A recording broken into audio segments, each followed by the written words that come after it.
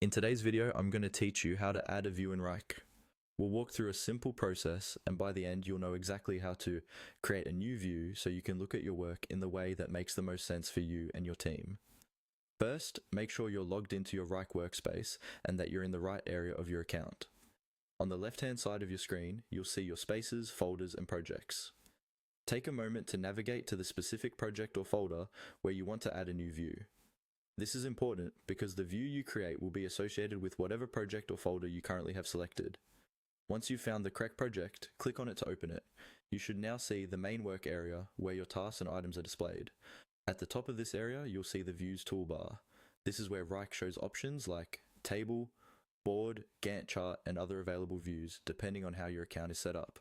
Look along that toolbar for a plus icon, usually displayed as a small plus sign. It will appear next to your existing views. This is the button you use to add a new view. Go ahead and click that plus icon. When you click the plus, Wrike will open a menu or panel that shows you the different view types you can add for this project. You might see options such as table view, board view, Gantt chart, or others depending on your permissions and plan. This is where you decide how you'd like to see your work organized. Choose the view that best fits what you want to accomplish. For example, if you need to manage tasks in a spreadsheet like layout, you might select Table View. If you prefer a more visual, card-based workflow, you might pick Board View. Click on the view type you want, and Wrike will create that view for the project you selected.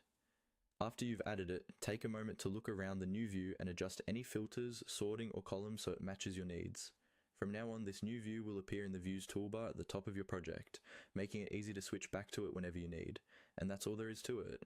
You've successfully added a new view in Wrike.